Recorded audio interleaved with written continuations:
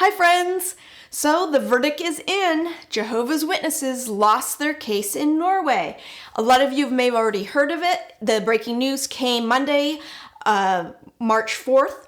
But I decided I'm going to cover the story and give some details for those that don't know what's been going on there or just don't have all the details. I'm going to get you up to date on what's been going on in Norway. I'm changing my life and I won't look back ever again. First off, don't forget to like, comment, and subscribe. It helps the video get out to more people, and together we can help a lot of people. Now, Norway is one of those countries where religion is supported literally by taxpayer dollars. So the more members you have, the more that religious organization receives. Now, any religious group of 50 members or more are allowed to apply for the state subsidies. However, in the recent past, they've had some changes for the qualifications in order to receive those subsidies. Here's what they say.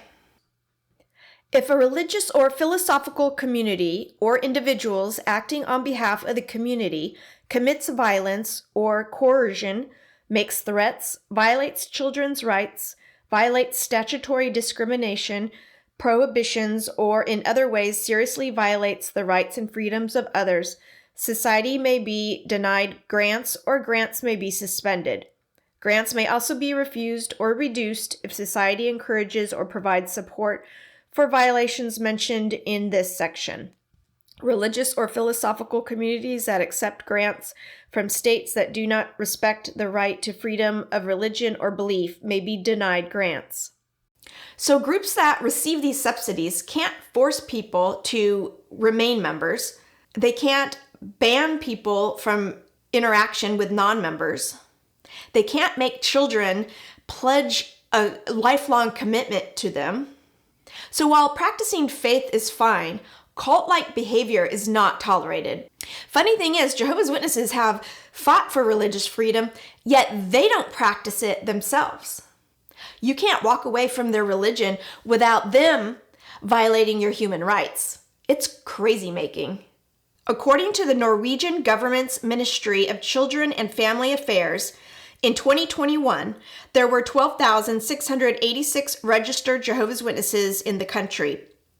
That number meant taxpayers were on the hook to give the witnesses more than 16 million, which is roughly $1,778,793 US at the time, in support, about $140 per member. In a written statement from the state administrator in Oslo and Viken, I hope I'm saying that right, there were two Jehovah's Witness beliefs that were particularly egregious as far as the law went.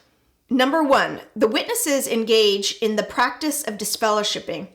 That means former Jehovah's Witnesses who leave the religion are effectively excommunicated and members are told not to have any interactions with them. The state administrator wrote that Norwegian law requires all religions that receive government subsidies to practice a, quote, right to free withdrawal, unquote. If there's a serious obstacle to leaving a religion, that's arguably a violation.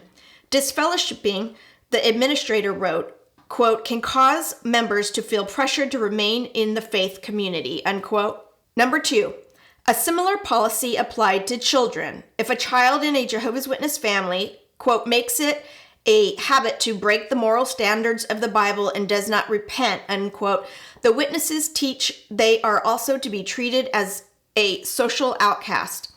While their immediate families don't have to kick them out of the house, the state administrator said the witnesses believe that rebellious child can no longer, quote, have contact with other close family, including grandparents, aunts, uncles, and cousins, or friends, unquote. That puts pressure on the child to remain in the fold, a violation of their own rights under the law.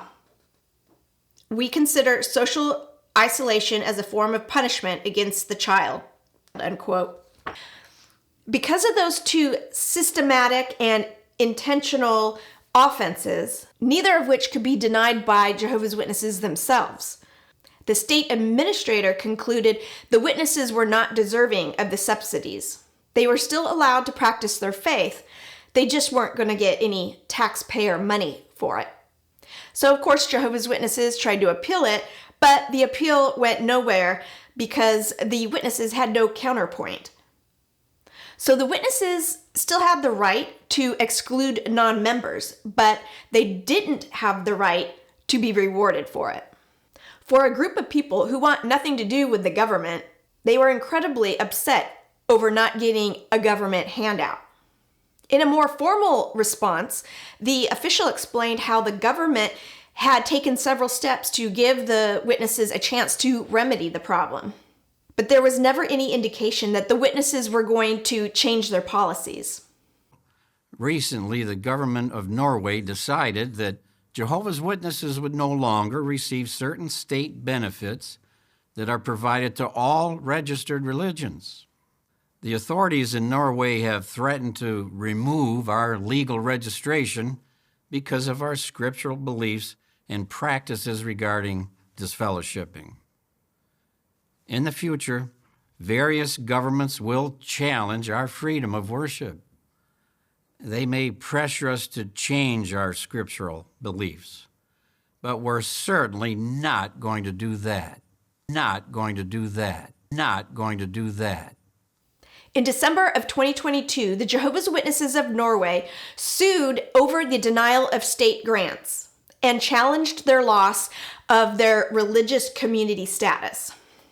Now, even though they were granted a temporary injunction, which JW proudly put on their website, the courts removed it last April.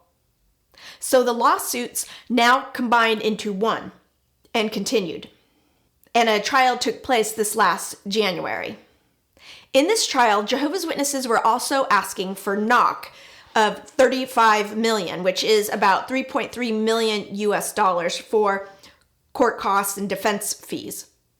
Well, the verdict came in on Monday, March 4th, and the witnesses got zip. Not only did they get zip, they also have to pay the state NOK of 1.1 million, which is about just over 100,000 US dollars. So that's it in a nutshell, friends. And it'll be interesting to see if other countries follow suit in the future. Many of you already know about the case in Spain where the witnesses lost big time and Spain has declared them a cult. So there's some movement going on, some changes going on, and governments are starting to catch on that the witnesses violate human rights. And it's about time. I'll see you on the next video, friends. Have a great day. I'm changing my life and I